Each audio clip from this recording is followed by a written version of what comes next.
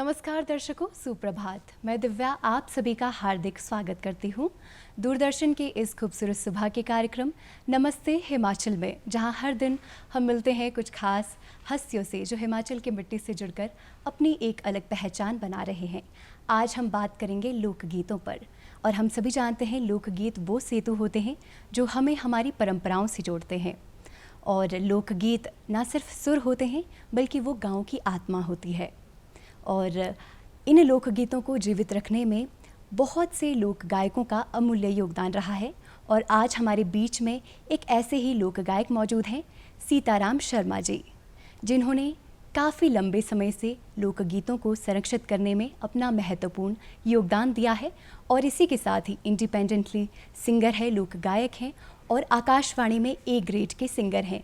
तो चलिए स्वागत करते हैं सीताराम शर्मा जी का। सर, सबसे पहले आपका बहुत बहुत स्वागत है। धन्यवाद जी, धन्यवाद जी। देखिए, आप इतने महान सिंगर हैं। सबसे पहले तो सुबह की शुरुआत है और मैं चाहती हूँ कि सुबह की इस शांत घड़ी में आप हमारे श्रोताओं के लिए एक प्यारा सा भजन सुना दें। धन्यवाद जी। तो इससे पहले मैं माता सरस्वती और अपने गुरुजनों को प्रणाम करता हूँ, सभी दर्शकों को नमस्कार करता हूँ और आज के कार्यक्रम को प्रारंभ करते हैं एक भजन से। जी। पहाड़ी भजन है जी। जी।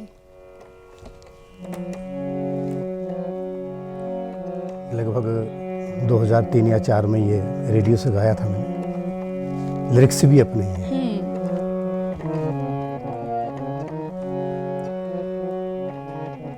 जपि लेना राम मोरा नाम,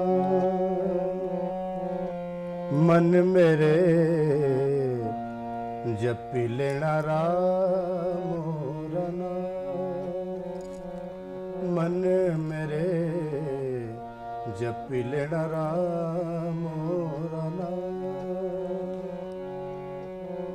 औखे बखते कम आउना, औखे बखते कम आउना, जपि लेना राम मोरा नाम। ओ मन मेरे जपि लेना राम मोरा नाम। भाई बंधु कोई न कसरे,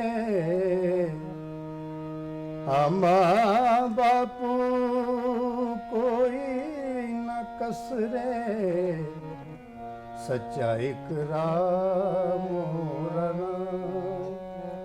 मन मेरे जपि लेना राम मोरा नाम। जी, बहुत खूबसूरत। और मैं कहना चाहूँगी कि आपने अपने भजन के माध्यम से हमारे संगीत को बहुत सुशोभित किया है। सबसे पहले जानना चाहेंगे आपके सफ़र के बारे में। कैसे सफ़र की शुरुआत हुई? कब आपको लगा कि संगीत आपकी आत्मा की आवाज़ है? सफ़र में सबसे पहले संगीत का मेरा जो सफ़र है अपने घर से ही शुरू हुआ जी। मेरे घर में कीर्तन वगैरह का माहौल होता था और पिताजी बहुत बढ़िया कीर्तन गाते थे जी। और उसके बाद मैंने 1983 में 1983 में जागरण, माता के जागरण में स्कूल टाइम में ही जी मैंने जागरण में काम किया। और उसके बाद 1987 में मैंने एक संस्था ज्वाइन की, हिम त्रिवेणी कला संगम जी। तो उसमें मैंने एक कलाकार के रूप में काम किया। उसमें मुझे डांस सीखने का मौका भी मिला और पहाड़ी गीत सीखने का मौका भी मिला। हिमाचल के हर ज़िलों के गीत सीखने का मौका भी मिला जी। वहाँ उस संस्था के जो डायरेक्टर हैं श्री जीतराम जी, वो मेरे पहले गुरु हैं जी। और उन्हीं के माध्यम से मैं, जो मेरे संगीत के परम पूजनीय गुरुजी हैं प्रोफेसर रामस्वरूप शांडिल जी, मैं उनके सानिध्य में गया और आज तक उन्हीं के पास हूँ और उन्हीं से सीख रहा हूँ। जी। और फिर बीच में मैंने 2001 तक, मतलब 1987 से 2001 तक मेरा जो सफ़र रहा है वो नैमित्तिक कलाकार के रूप में मैंने इसमें भी काम किया है। जी। सूचना एवं प्रसारण मंत्रालय गीत और नाटक प्रभाग में। जी। तो लगभग भारतवर्ष के काफ़ी प्रदेशों में मैंने कार्यक्रम किए। जी। और 2 या 3 वर्ष में सूचना एवं जनसंपर्क विभाग में भी नैमित्तिक कलाकार के रूप में रहा हूँ। जी। तो लगभग काफ़ी जगहों में जाने का मौका मिला। और जहाँ तक लोक संगीत की बात है तो लोक संगीत तो हमारे हिमाचल प्रदेश का बोलो या किसी भी प्रदेश का बोलो तो वो तो एक हमारी माता होती है। हाँ। माँ है लोक संगीत। और उसको हमें बहुत अच्छे तरीके से संजोना चाहिए। जी। तो यही मेरा कहना है। जी बिल्कुल, आप जैसे लोक गायक अगर हमारे बीच में मौजूद रहेंगे और इस क्षेत्र में कार्य करेंगे तो निश्चिंत ही जो है हमारा लोक संगीत जो है प्रिजर्व हम उसे रख सकते हैं। आपसे जानना चाहेंगे, जैसे आपने कहा कि आपने इनिशियल स्टेज से शुरुआत की और बड़े स्टेजों तक आप पहुँचे, आपको कितने वर्ष हो गए हैं संगीत के क्षेत्र में? लगभग मुझे 38 साल हो गए। जी। और रेडियो से गाते मुझे 31 साल हो गए। 94 में मैं रेडियो में बी ग्रेड आर्टिस्ट, जी, as a B grade artist पहले मैंने ऑडिशन पास किया था। जी जी। और उसके बाद बी हाई, फिर दूसरी बार बी हाई, और फिर उसके बाद पिछले वर्ष ए ग्रेड। जी। तो ये सब गुरुओं के आशीर्वाद से होता है और आपकी मेहनत और लगन चाहिए उस तरफ। तो मेरा कहना है कि संगीत एक ऐसी विधा है, वैसे तो हर विधा ही ऐसी है, लेकिन संगीत एक ऐसी विधा है कि हम लोग उसमें बिना गुरु से, चाहे वो लोक संगीत हो, चाहे शास्त्रीय संगीत हो, चाहे भजन हो, चाहे गज़ल हो, कोई भी विधा हो, बिना गुरु के जो है वो अधूरा है। गुरु के पास आपको जाना ही पड़ता है और वो वहाँ तक पहुँचने के लिए, वैसे इसमें पूरा तो कोई नहीं हुआ है, संगीत है, लेकिन अगर आपने जीवन में आगे बढ़ना है और उसको संगीत को संजो कर रखना है तो गुरु की शरण में जाना अति आवश्यक है। जी, आपने गुरु के शरण की बात की, जी। उस पर हम आएंगे, लेकिन सबसे पहले आपने संगीत सीखने की शुरुआत कहाँ से की? घराना, आपने घराने से ज़रूर अवश्य सीखा होगा। जी। तो कौन से घराने से संबंधित है आप? जी नहीं, पहले तो जैसे मैंने बताया, मैंने 87 में एक संस्था ज्वाइन की थी, हिम त्रिवेणी कला संगम। जी। तो उनके जो डायरेक्टर थे श्री जीतराम जी, वही मेरे पहले गुरु हैं। और उसमें कोई घराने की बात नहीं थी, उसमें तो ये था कि हम लोग एक मंच के कलाकार थे। उसमें हमारा हिमाचली गीत, हिमाचली नृत्य सभी कुछ करते थे, नाट्य भी करते थे। जी। तो उन्हीं के सानिध्य में 1989 में 1989 में एक यहाँ लोकगीत कंपटीशन हुआ था पूरे स्टेट लेवल का। तो उसमें हमारी हिम त्रिवेणी कला संगम जो है वो प्रथम स्थान पर रही थी संस्था। जी जी। तो ये श्रेय सारा उनको जाता है।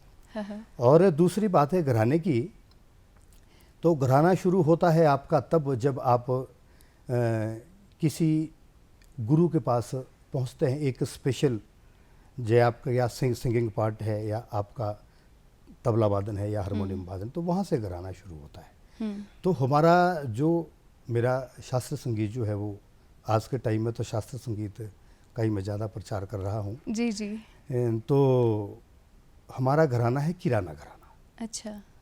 किराना घराना है जो पंडित भीमसेन जोशी जी भी जो भारत रत्न है हमारे, उसी घराने की शाखा है हम लोग। जी जी। और यहाँ अगर मैं हिमाचल की बात करूँ तो किराना घराना के जो बहुत अच्छे गायक हैं वो हमारे परम पूजनीय गुरुजी हैं प्रोफेसर रामस्वरूप शांडिल जी, जो लोक संगीत, गज़ल, भजन और भी बहुत बढ़िया गाते हैं और पूरे भारतवर्ष में उनका नाम है।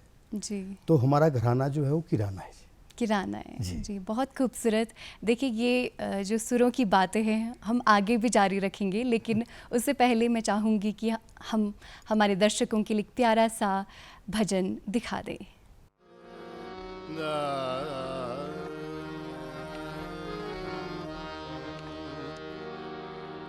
बीत गए दिन भजन बिना रे, बीत गए दिन भजन बिना रे।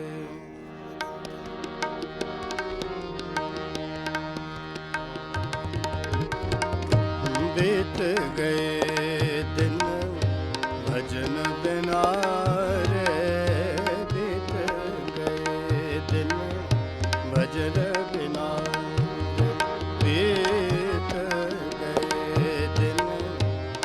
भजन बिना रे, बीत गए दिन भजन बिना रे, बीत गए दिन भजन बिना रे, बीत गए दिन भजन बिना रे, बीत गए दिन भजन बिना रे, बीत गए दिन भजन बिना रे।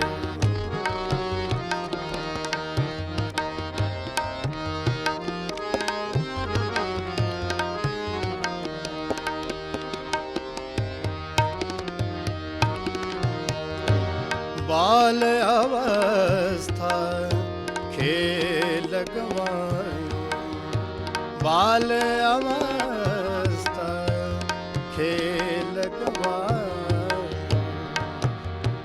खेल गवायो,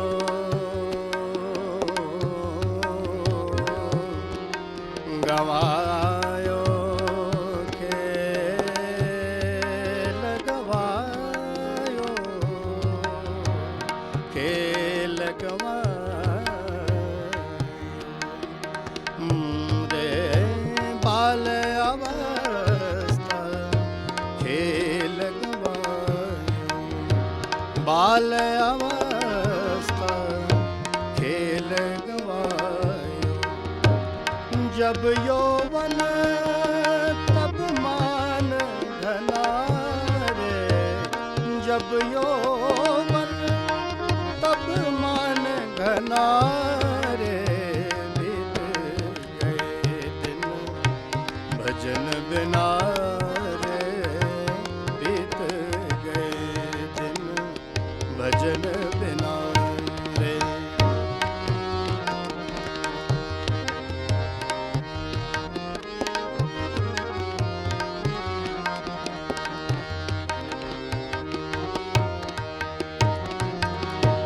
लाहे कारण मूल गवायो, लाहे कारण मूल गवायो, लाहे कारण मूल गवायो, गवायो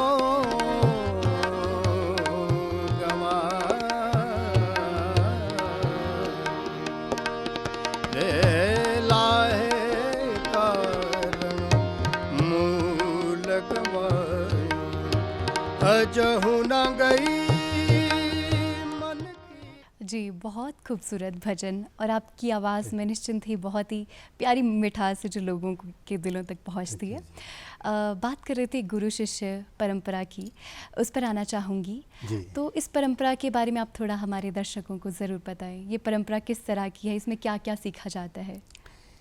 देखिए, गुरु शिष्य परंपरा की अगर मैं संगीत के क्षेत्र में बात करूं, तो जैसे मैंने पहले भी कहा कि बहुत बड़ा इसका रोल है, और बिना गुरु के पास जाएं तो हम सोचें कि मैं एक बड़ा गायक बनूं या बड़ा इंस्ट्रूमेंटलिस्ट बनूं, तो ये बड़ा मुश्किल है, या एक बड़ा कोई डांसर बनूं, तो ये बहुत मुश्किल है। क्योंकि क्या होता है कि हमें आजकल एक यूट्यूब का चला हुआ है।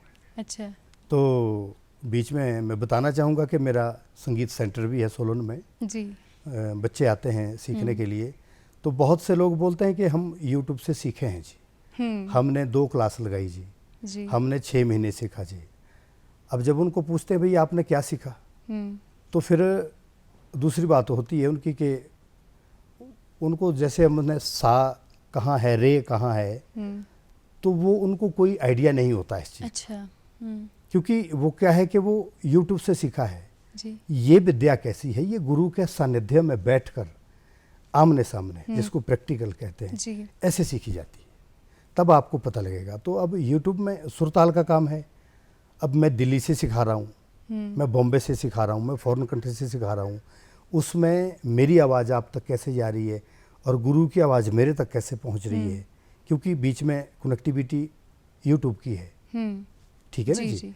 तो उसमें जो है वो नहीं सीखा जाता है। इसलिए गुरु का होना संगीत में बहुत ही ज़्यादा महत्व रखता है जी। और आजकल थोड़ा सा हमने देखा है कि ठीक है, मतलब समय आगे बढ़ना चाहिए, बहुत अच्छी बात है, लेकिन न्यू जनरेशन में हम देख रहे हैं कि हर युवा जो है वो महीने में या 6 महीने में या साल में वो कलाकार बनना चाहता है। ऑब्वियसली उसके लिए क्या करते हैं, वो हेल्प लेते हैं, किसी के गाए गाने की हेल्प ले लेंगे कि मैं उसको वैसे गाऊं, ठीक है जी। तो वो क्या होता है कि वो गाने की कोशिश तो करता है, लेकिन वो कैसे गाएगा। जो वो गाना सुन रहा है वो किसी ने 20 साल तपस्या करके गाया है, किसी ने 40 साल तपस्या करके गाया है, और वो चाह रहा है कि मैं 6 महीने में गाऊं, मैं साल में गाऊं, 2 साल में गाऊं। फिर उसमें जो कमी है, बारीकियां हैं, वो कहाँ से पता लगेगी। वो तभी मुमकिन हो सकता है यदि आप गुरु की शरण में जाएं जी। ये बहुत बड़ा रोल है जी। और देखिए हमारा संगीत, मैंने कुछ विद्वानों से भी सुना है कि हमारा हिंदुस्तान का जो शास्त्रीय संगीत है उसमें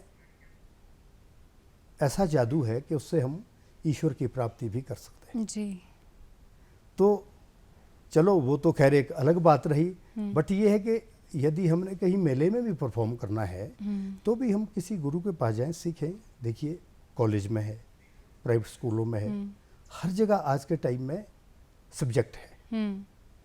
और उसके साथ साथ यदि आप किसी गुरु के सानिध्य में भी जाते हैं तो सोने पर सुहागा हो जाता है जी।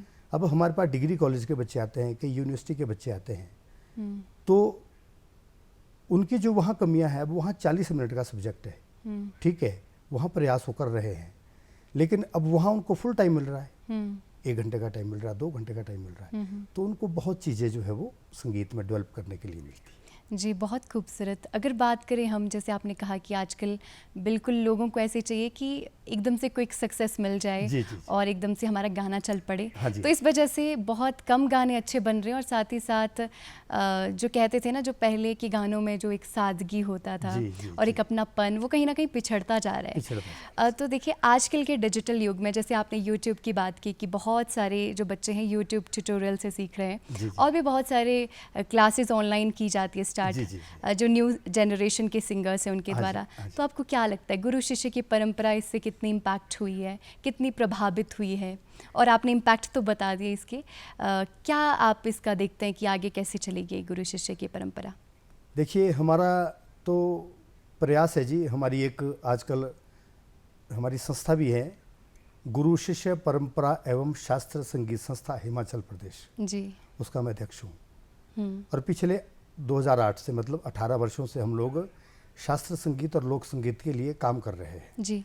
तो जितने भी हमारे सदस्य हैं, हमारे इसके संस्थापक है प्रोफेसर रामस्वरूप शांडिल जी, जो हमारे गुरुजी हैं, परम पूजनीय, और साथ में जुड़े हुए हैं बहुत लोग जुड़े हुए हैं। मेरे गुरु भाई रमेश चंद्र जी हैं, ओम प्रकाश शर्मा जी हैं, और भी सोलन में देवेंद्र ठाकुर जी हैं, मनोज ठाकुर जी हैं, सुनील जी हैं, तो मतलब बहुत लोग हैं जुड़े हुए जो इसके लिए कार्य कर रहे हैं।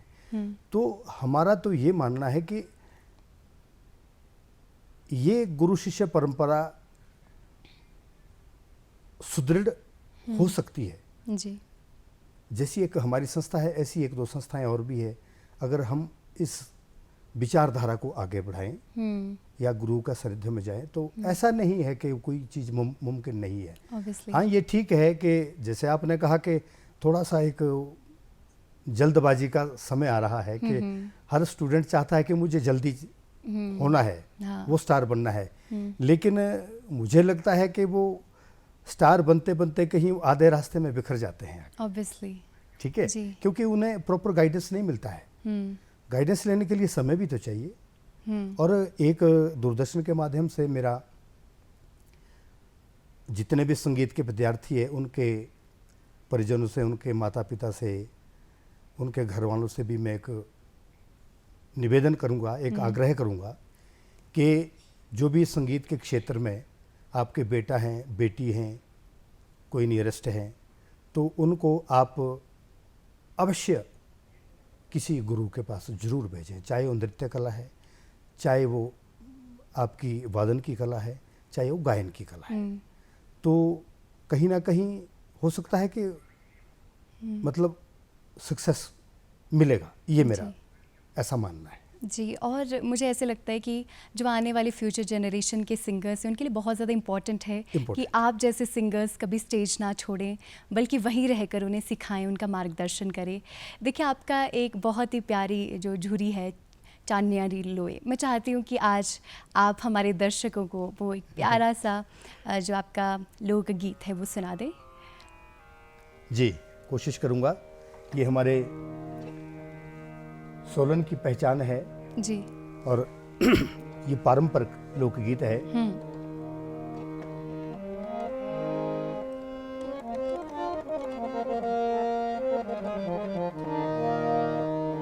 झूरी री बोलो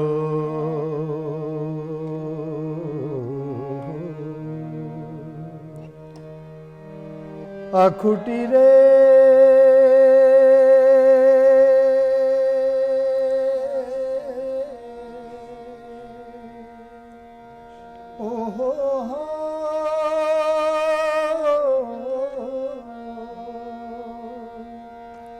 जिशी चानना रिलो इन्हीं बोलो आके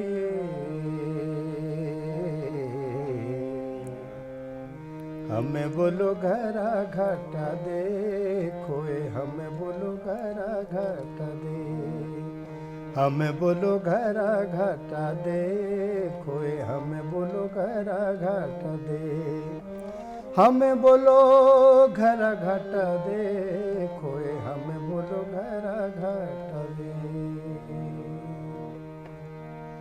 चिट्टे तेरे कपड़ू रे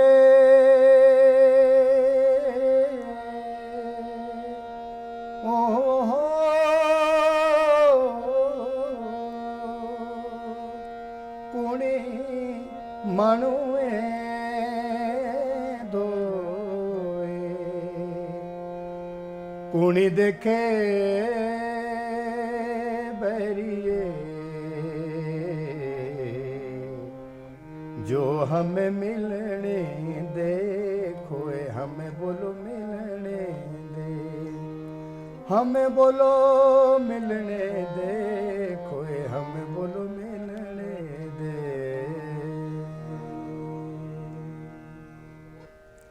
तो ये हमारे जिला सोलन की झुरी है जी, और ये इसको हम पारंपरिक लोकगीत भी कहते हैं। ऐसे गंगी है, बामणारा छोरू है, बहुत ऐसे गीत हैं कि जो मतलब हमारे पुराने समय में जब कोई साधन नहीं थे तो एक एंटरटेनमेंट का एक बहुत बड़ा साधन हुआ करता था जी, और इसमें सवाल जवाब भी होते हैं। अच्छा, जैसे लोग जंगल में हमारी माता बहनें घास काटने जाती थी तो वो सवाल जवाब एक पार से गाएगा तो एक वार से गाएगी, तो वो उसको ऐसे भी इसमें बहुत जैसी चीज़ें ऐड होती है।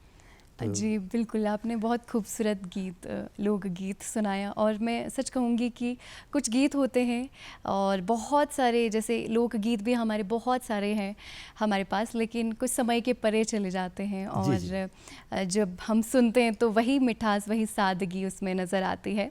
तो देखिए, बात करना चाहेंगे लोक गायकों की ही बात कर लेते हैं। जैसे आजकल के टाइम में हम देखते हैं कि नए सिंगर्स तो आ रहे हैं, उनको बहुत अच्छा प्लेटफॉर्म मिला है, टेक्नोलॉजी की वजह से शायद वो सामने आ भी पा रहे हैं, लेकिन पहले सिचुएशन हमेशा से ऐसी नहीं थी। पहले अपॉर्चुनिटीज़ कम थी, आकाशवाणी दूरदर्शन के थ्रू ही जो है अपने टैलेंट को शोकेस किया जाता था। आपसे जानना चाहूँगी कि आजकल के टाइम में हम देखते हैं कि जो लोक गायक हैं उनको वो मंच नहीं मिलता है जो वो डिज़र्व करते हैं, तो आप क्या अपेक्षा करते हैं अपने सुनने वालों से और समाज से? ये बहुत अच्छा क्वेश्चन है जी।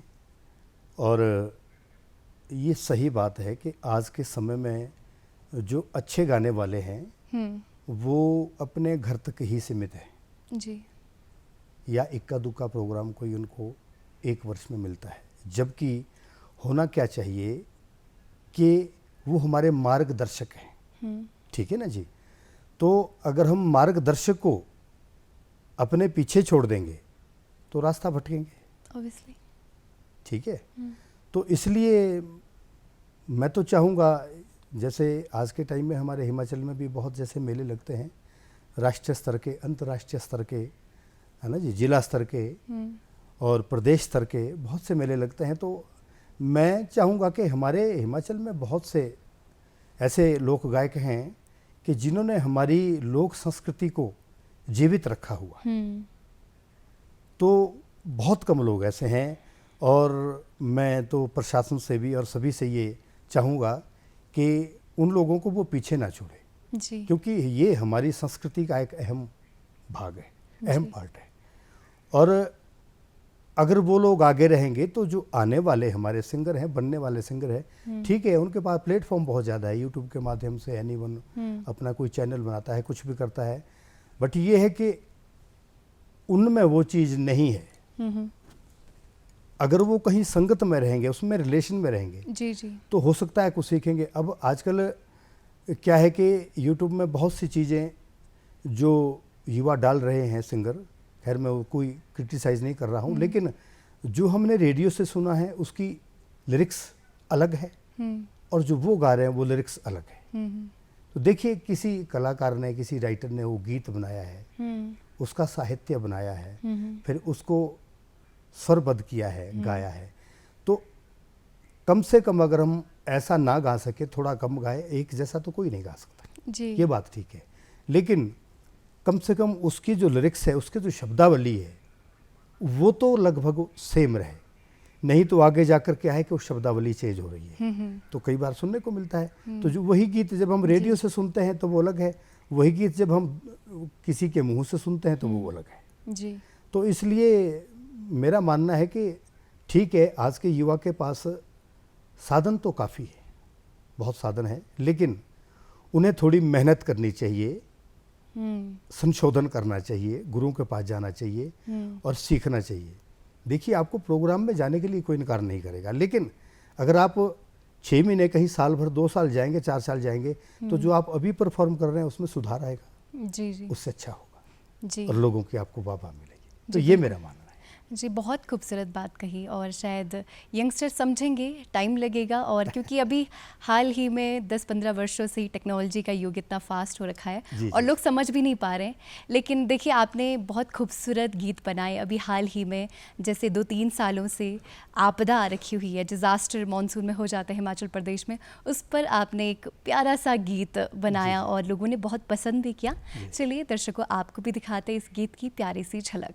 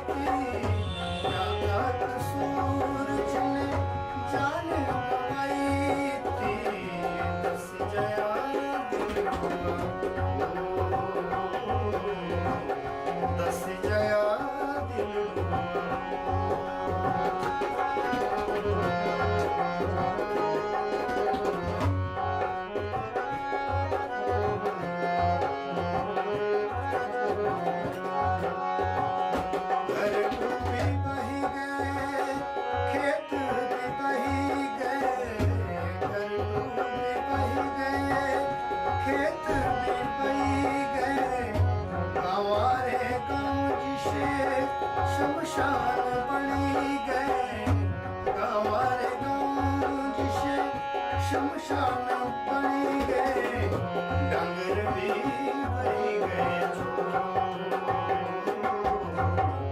दस जया दिल डूबा।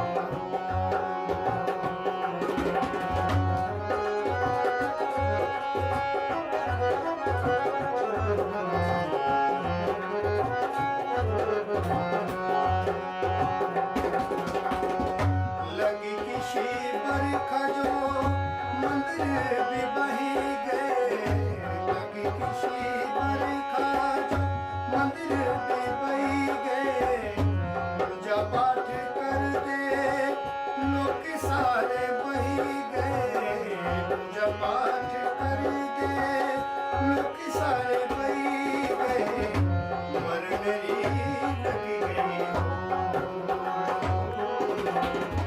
दस जया दिल डूबा।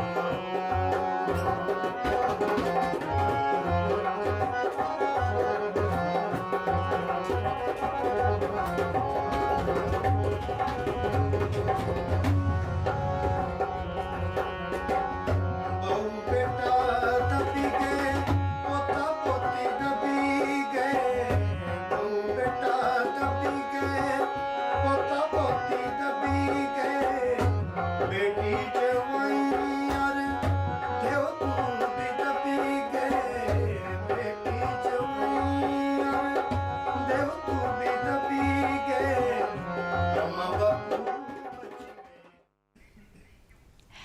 जी, बहुत खूबसूरत गीत बनाया आपने। Thank you, जी। थोड़ा इस गीत के बारे में जानना चाहेंगे, ये गीत बनाने का जो विचार है आपके जहन में कैसे आया?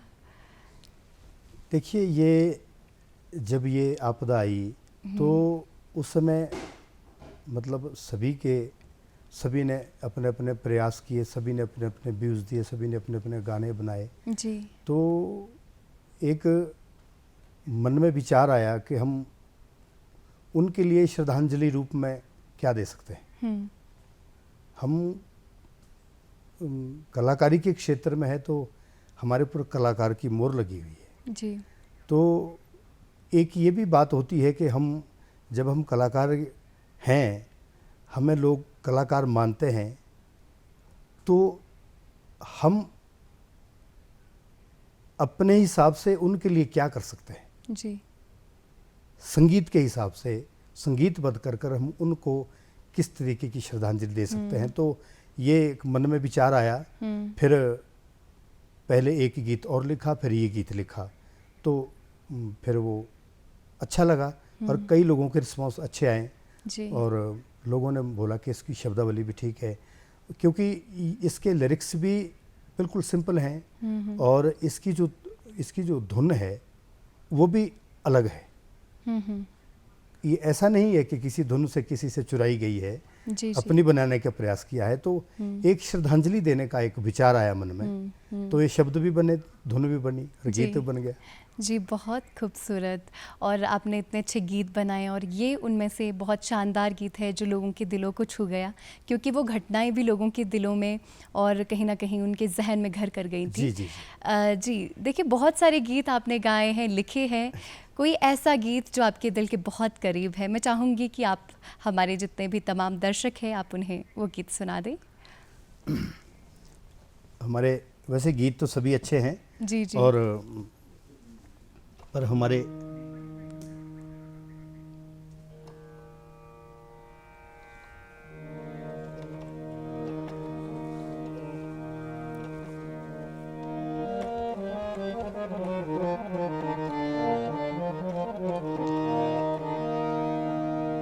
एक दो लाइन सुनाऊंगा। हमारे गुरुजी की कंपोजिशन है। जी। जी। उनकी बनाई नाटी है।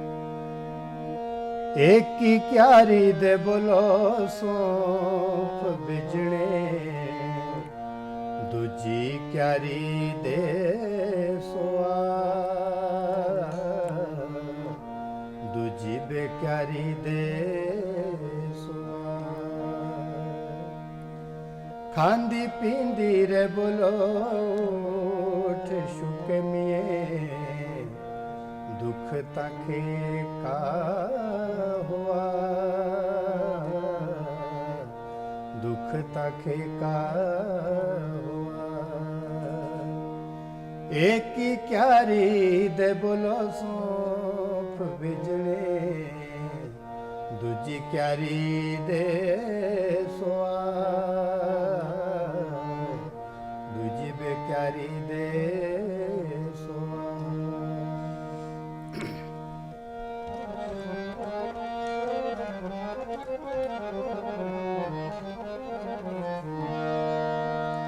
ना बे भरनी बोलो आखुटी दाड़िए, ना बे अशुवे रोना, ना बे भरनी बोलो आखुटी दाड़िए, ना बे अशुवे रोना।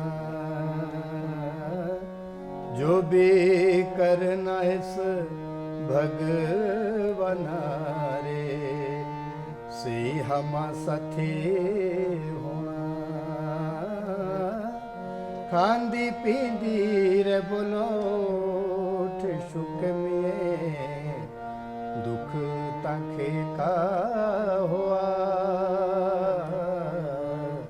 दुख ताखे का हुआ। जी, बहुत खूबसूरत। और कुछ गीत होते हैं जो दिल को छू जाते हैं, लेकिन कुछ ऐसे लोकगीत होते हैं जो सीधा दिल में बस जाते हैं।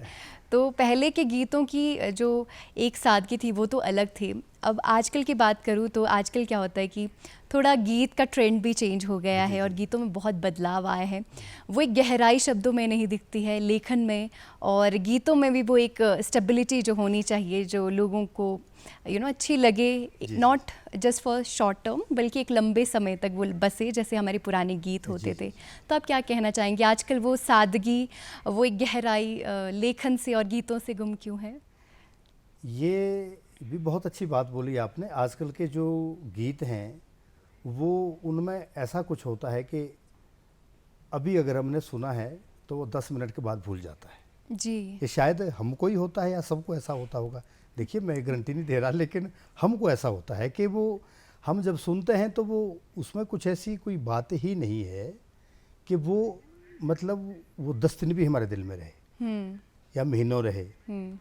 तो ये जो हमारी गुरु शिष्य परंपरा की जो पहले बात शुरू हुई थी जी। ये हट फिर के फिर भी वही बात आती है कि देखिए साहित्य का भी एक अपना हिसाब है। हमने कैसा शब्द लिखना है जी, जिसका कोई मीनिंग हो, मीनिंगफुल शब्द हो, है ना जी। और हमने धुन भी कैसी बनानी है, या किसी राग से लेनी है, किसी राग से रिलेटेड है। अगर आपने क्लासिकल सीखा है तो उसमें आपको बड़ी गुंजाइश होती है। आपने कोई गज़ल बनानी है, भजन बनाना है, गीत बनाना है तो आप लेते हैं। तो ये सबसे बड़ी एक जो मुझे कमी नज़र आती है, तो ये कमी है कि हमारा साहित्य भी कमज़ोर बनता जा रहा है। क्योंकि क्या होता है कि मैंने अभी कुछ लिख दिया और मैंने वो अभी गा दिया और मैंने वो एकदम यूट्यूब पे भेज दिया। मैंने उसके बारे में विचार ही नहीं किया है, ऑब्वियसली। हाँ। मैंने सोचा नहीं है कि उसका आगे जाके इफेक्ट क्या पड़ने वाला है। हाँ। तो ये बहुत ज़रूरी है, इसके लिए गुरु का होना बहुत ज़रूरी है जी। और कहीं ना कहीं संगीत को सोच समझ के बनाना ही ठीक रहता है, क्योंकि वो एक लंबे जनरेशन टू जनरेशन जो है पास ऑन होते हैं। तो आज आपने बहुत सुंदर बातें की, आपसे बहुत कुछ जानने को मिला लोक संगीत के बारे में और आपके अपनी जर्नी के बारे में। और आई नो कि बहुत सारे लोग आपकी जर्नी से बहुत कुछ सीखेंगे, आपकी बातें उनके लिए मार्गदर्शन साबित होंगी। आज आप शो में आए और इतनी प्यारी बातें की, आपका बहुत बहुत धन्यवाद करते हैं। ठीक है जी। दर्शकों, उम्मीद करते हैं कि आज का एपिसोड आपको बहुत पसंद आया होगा और ऐसे ही हाजिर रहेंगे महान लोक गायकों के साथ हर दिन। फ़िलहाल के लिए आपको छोड़ जाते हैं सीताराम शर्मा जी के प्यारे से गीत के साथ। आप ज़रूर हमारे दर्शकों के लिए प्यारा सा गीत सुना दीजिए। ये भी गुरु जी की कंपोजिशन है और ये पूरे हिमाचल में, क्या ये हमारे हिमाचल से बाहर भी बहुत बजा है ये गीत। जी जी। हिमाचल अपना जाने दे भी प्यारा, हिमाचल अपना जाने दे भी प्यारा, देशाच देश ए म्हारा प्यारा, देश हिमाचल म्हारा। नदिया नाले इति गीत सुना दे, नदिया नाले इति गीत सुना दे। साएं साएं कर दे बगदे जांदे, साएं साएं कर दे बगदे जांदे। जंगलारा सुंदर नजारा प्यारा, जंगलारा सुंदर नजारा प्यारा। देशाच देश ए म्हारा प्यारा, देश हिमाचल म्हारा। फल फूल सब्जियाँ सेवारे बगीचे लाओ, फल फूल सब्जियाँ सेवारे बगीचे लाओ। देशा विदेशा ते लोकी इति आओ, देशा विदेशा ते लोकी इति आओ। घूमने हिमाचल म्हारा